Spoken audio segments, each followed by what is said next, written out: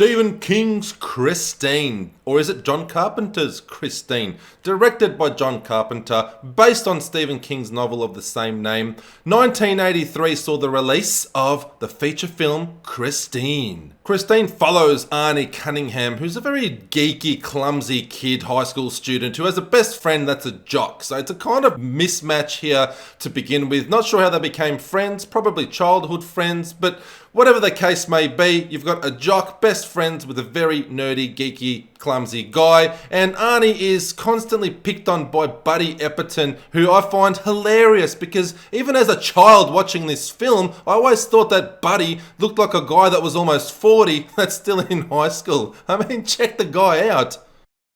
It isn't long before Arnie spots a 1958 Plymouth Fury for sale, a very beaten up old hunk of tin, and he develops an extremely unhealthy obsession with the car, and before long he does it up to some sort of impossible degree where the car looks like it's almost brand new. And with this unhealthy obsession, Arnie also develops a lot of personality changes. No longer geeky and clumsy, he becomes aggressive, defensive, standoffish, and doesn't want anything to get in the way of him and Christine, which is the name of the car. And funnily enough, Christine was actually originally sold to Arnie by the old man that shovels snow in Kevin McAllister's neighborhood in Home Alone. I bet some of y'all didn't notice that, huh? And with Arnie's new attitude, there are also some murders happening in town. And you guessed it, his bullies, Buddy and his gang, are being picked off one at a time. And the one thing they all have in common, these murders,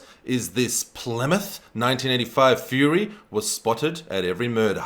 Which begs the question, is Arnie behind the wheel? Is he gone crazy? Is he possessed by the devil? Or is it the car itself, which has a very eerie vibe about it and seems to always be in top-notch mint condition, even though it's been in some accidents and some murders which would make it near impossible to repair in such a short amount of time. Whatever the case may be, it is up to Arnie's best friend Dennis and girlfriend Lee to try and talk some sense into Arnie and forever break this unhealthy obsession with a car. But can they do it? Is Arnie in too deep? Is he actually committing these murders? Or does the car hold some sort of supernatural grasp upon Arnie? This is indeed a creepy classic. One of my favourite all-time horror movies, or movies in general. Definitely one of my favourite Stephen King movies, and there's a lot of them which I'll be going through one at a time. And this is just a movie that does not get old. Loved it as a child, I love it now, has that same sort of nostalgic feel. You know, sometimes you watch movies as a kid and then you rewatch them as an adult, and they just don't have that same memorable feel. They don't have the nostalgia, and you think, oh, why did I like that so much as a kid? Maybe because I was a kid. Movies like Christine, or Christine in particular, just hold that grasp on me, and I love it just as much as I remember watching it for the first time. I'm obsessed with the 1980s, so this being made in the 80s has an awesome soundtrack. It's got a nice little 1950s soundtrack as well, because the car is a 50s car, so there's some 50s tunes in there. You got 50s, you got 80s, you've got terror, you got suspense, you've got 40-year-olds acting as high school students. What more can you want in a film? Which is why on my Bannock evil scale out of 13, I have no choice but to give Christine a 13 out of 13.